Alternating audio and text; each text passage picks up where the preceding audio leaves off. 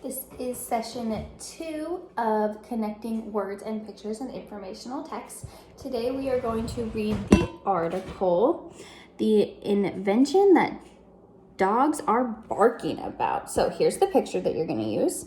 Okay, and then this is the article. So I'm going to read it so you can listen to it, and then you're also going to be able to read it on your own. I want you to listen to me read and then read it on your own. So that's 2 different types of getting the information in your brain. First, do you know what your dog is saying when it barks? Now you can find out. A toy company in Japan has invented a tool that can tell you. One part of the device listens to the dog's bark. Then it sends the information to the owner's handheld speaker. The speaker plays a message telling how your dog is feeling.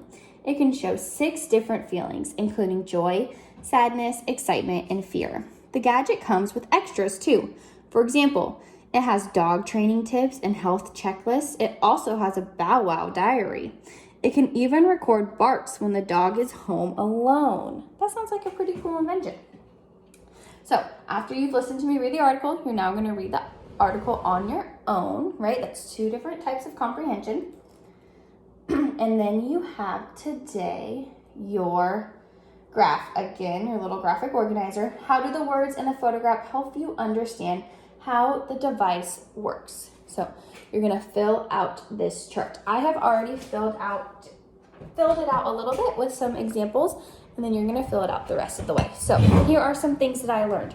One thing I learned from the words is that you can know what your dog is saying by using this device. So you can know what your dog is saying. That's one thing I learned from the words, because it did say that. And then if I'm looking at the picture, let me scroll back up. Picture up here. I see that in the picture, there are 2 parts to this device, right? Because you see in the picture that the dog is wearing a little collar that has a little device on it around his neck. And then that the owner has a little handheld device with buttons on it that she can probably use to tell what her dog is saying and the emotions.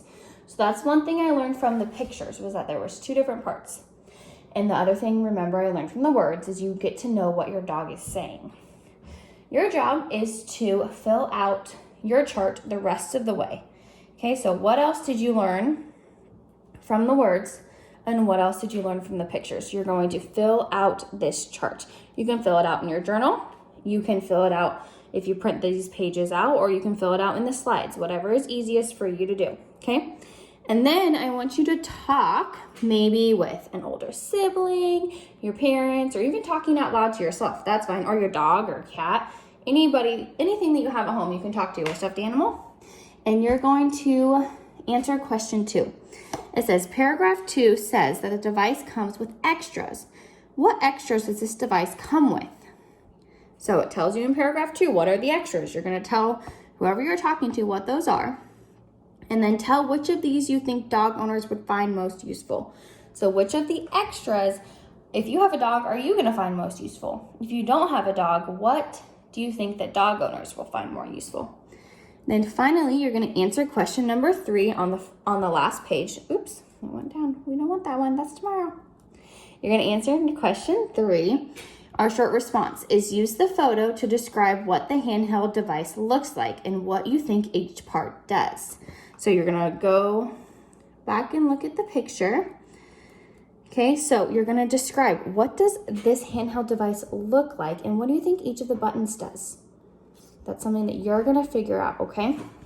And that is going to be found, they'll all be attached in the assignment. And that is found on this page right here, your short response.